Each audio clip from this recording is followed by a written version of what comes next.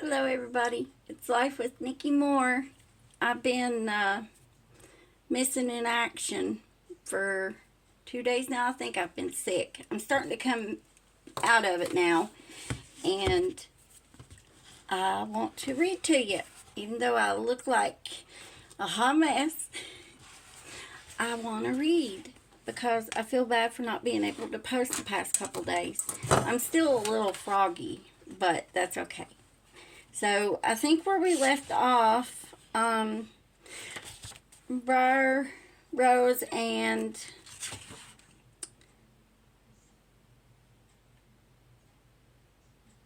let's see, where were we? The video before, they were running up the steps and they saw Hilda, I do believe. And now they're back, they're doing their little adventure and they're daring each other. Okay, all right, let's just start because my brain ain't functioning today.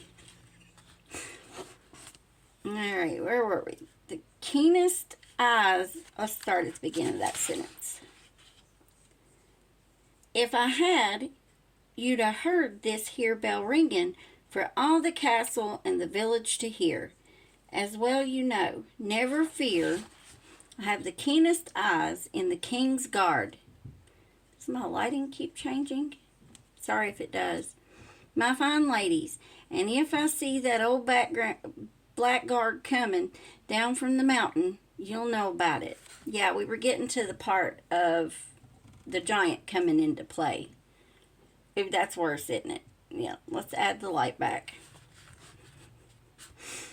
For some time, the girls stand gazing out on the beautiful landscape and down at the ant people in the courtyard below, while a brisk breeze cools their damp brows and Gerald regals them with stories of the giant's past forays. They are deliciously frightened and they beg for more, but Gerald finally tells them they had better be gone before the changing of the guard. Swearing him to secrecy, they head slowly back down the tower stairs, making plans for the future. Feeling increasingly adventuresome, they dare each other to climb the tower again and see the giant for themselves.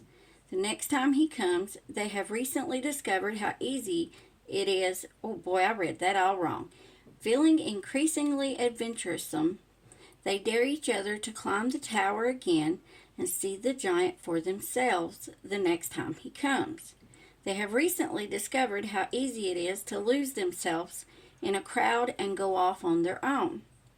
It would be a simple matter to evade the adults while everyone was stampeding into the basements for shelter. Their plan is decided and sealed with a spit promise, touching spitty palm to spitty palm. Then they go on to plan their next move of the day. Back in the courtyard, they try to remain unobtrusive, slipping quietly into the busy kitchen. They seek out Allard, the head cook. So, there you are, my pretty little princesses, he says to Rose. He ignores BRIAR as he slides loaves of fragrant bread out of the oven with a baker's peel, a flat shovel on a long pole. And what have ye come to pilfer today? I know I've already read this, but I wanted to just kind of backtrack where I skipped a couple days. Rose flashes him her most charming smile, her head tilted engagingly, her blue eyes sparkling. This has never failed her. I need an apple, she asks of him. No, 2, please, Allard. An apple? Now what do ye want with an apple? They won't be in season for another 2 months. Make it a nice dish of berries, and I'll consider it. You'd like a nice dish of berries, now wouldn't ye? A quick conference goes on between the girls, then Rose assents. All right then, princess, here you go. He acquiesces, ACQUIESCES.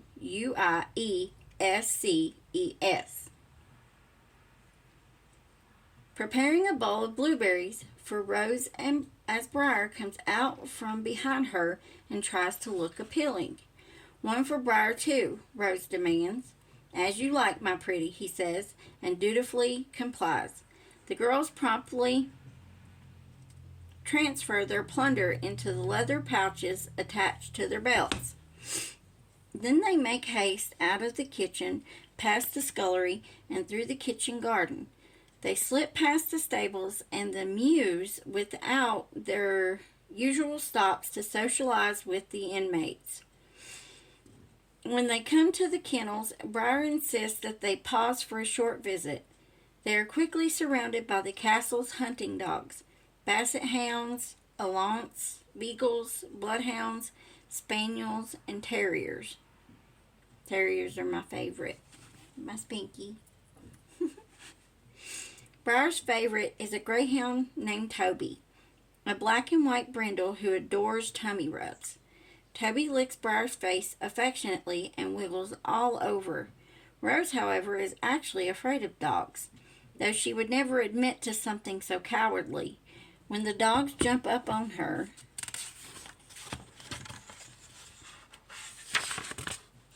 she wants to run, but she forces herself to pat their heads and say, "Good dog, nice dog." They stay only a few minutes, then hurry on their way. They are eager to get past the gatehouse before they are caught, for most everyone in the castle knows that they should be at their lessons in the afternoon, with the other girls and the women.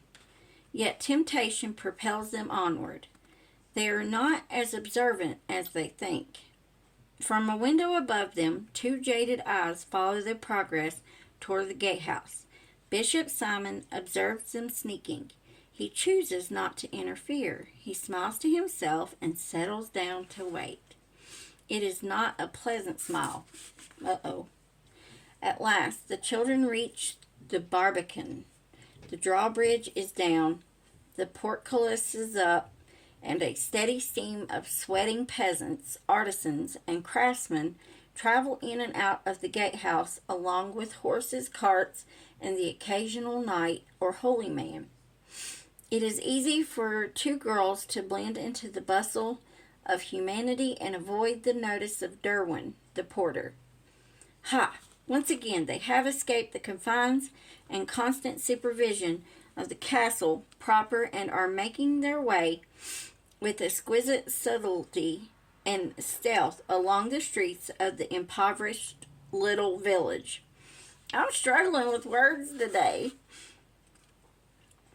If anyone does observe the two fugitives, they pretend ignorance and do not meddle, but they keep a careful watch over their young princess, for such they know her to be. The girls venture forth unopposed on past the last thatched hut at the edge of town, making their way to a sweet spot beyond the bend where a thicket grows down to the edge of the wide stream. It is a scrubby collection of twisted trees, underbrush, and tangled vines. With a few rabbit trails, the children have worn into narrow pathways. To the young adventurers, it is the forest primeval. Beneath the branches, the rebellious hearts leap like deer, and every green, hazy shadow is fertile with supernatural possibilities. "Quiet!" hisses BRIAR, as a twig snaps under Rose's elegantly shod foot. "I am," Rose said loudly. "Shh, I am," Rose whispers. The girls look around with eagle eyes to see if they have been followed, but there is no sign of any human presence. Today they have decided to catch a unicorn. Or maybe two. It is common knowledge among the women folk that unicorns will come to a pure maiden sitting under a tree. BRIAR, having thought the matter out, remembers how much the horses in the stable appreciate